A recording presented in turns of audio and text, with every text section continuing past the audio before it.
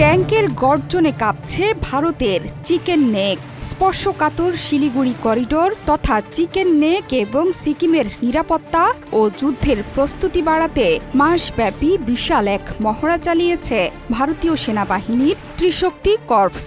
সীমান্ত এলাকায় T-90 tank সহ লাইভ ফায়ারিং মহড়াও সফলভাবে শেষ করেছে নিরাপত্তা বাহিনী। মহড়ায় সেনারা T-90 ট্যাঙ্কের পাশাপাশি মর্টার ড্রোন ব্যবহার করে লক্ষ্য শনাক্ত এবং নজরদারি করার মহড়া চালায় ভারতীয় সৈন্যরা। ভারতীয় গণমাধ্যম হিন্দুস্তান টাইমস জানিয়েছে, সিকিমে LAC বরাবর কৌশলগতভাবে গুরুত্বপূর্ণ এলাকায় ভারতীয় সেনার ত্রিশক্তি কর্পস লাইভ ফায়ারিং ডেমনস্ট্রেশনের আয়োজন করেছে। আগ্নেয়াস্ত্রের পসরা নিয়ে মহড়ার আয়োজন করে ভারত। সেখানে ছিল সিকিম এবং শিলিগুড়ি করিডোরের ইউনিটও। দেশের পূর্বে চীনের প্রান্তের কাছে এই মহড়াকে তাৎপর্যপূর্ণ মনে করা হচ্ছে। এতে Pinaka multi barrel rocket launch system সহ বিভিন্ন আগ্নেয়াস্ত্র ছিল। এই পিনাকা ভারতে তৈরি আগ্নেয়াস্ত্র। ধ্বংসাত্মক ক্ষমতার জন্যও এটি বিখ্যাত। এই সিস্টেমে 12টি রকেট 44 সেকেন্ডে নিক্ষেপ করা যায়, যার রেঞ্জ 40 থেকে 75 কিলোমিটারের মধ্যে। T-90 ট্যাঙ্ক ভারতের অন্যতম আধুনিক প্রধান যুদ্ধ ট্যাঙ্ক। এটি উন্নত ফায়ার কন্ট্রোল সিস্টেম, উচ্চগতি ও উন্নত সুরক্ষার জন্য পরিচিত। বিশেষ করে এই ট্যাঙ্ক ক্ষেপণাস্ত্র ও থার্মাল ইমেজিং প্রযুক্তির মাধ্যমে রাতের যুদ্ধে কার্যকর ভূমিকা পালন করে।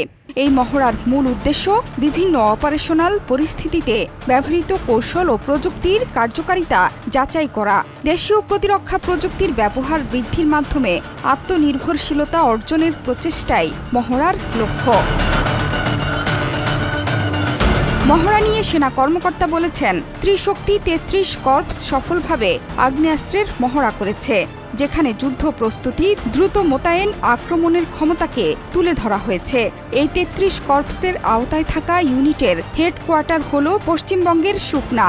সেই ইউনিট সহ সিকিমের উচ্চ পার্বত্য উপত্যকায় কঠিন পরিস্থিতির মধ্যে যুদ্ধ প্রস্তুতি যাচাই করে নিতেই মহড়াটি চালানো হয়েছে। বর্তমানে উত্তর সীমান্তে প্রস্তুতি জোরদার করছে ভারতীয় সেনাবাহিনী। চীনের সাথে সীমান্ত চুক্তি সত্ত্বেও প্রতিরক্ষার বিষয়ে সজাগ থাকার বিষয়টি শত্রুদের জানিয়ে দিয়েছে দেশটি। বিশ্লেষকরা বলছেন, সামরিক শক্তিতে আধুনিকীকরণ এবং স্বদেশীকরণের ওপর দৃষ্টি রেখে নিজের শক্তি বাড়িয়ে চলেছে ভারত। সেই জায়গা থেকে এই নিরবচ্ছিন্নভাবে এই মহড়া ভারতের সামরিক ক্ষেত্রে বড় ঘটনা বলে মত তাদের। অন্যদিকে সীমান্তের ওপারে বসে নেই চীনও। ক্রমাগত নিজের কৌশলগত অবস্থান আরও শক্তিশালী করার চেষ্টা করছে চীন। সেখানে চলছে বিভিন্ন নির্মাণ কাজও। জোহরা চৌধুরী সেতু, ৭১।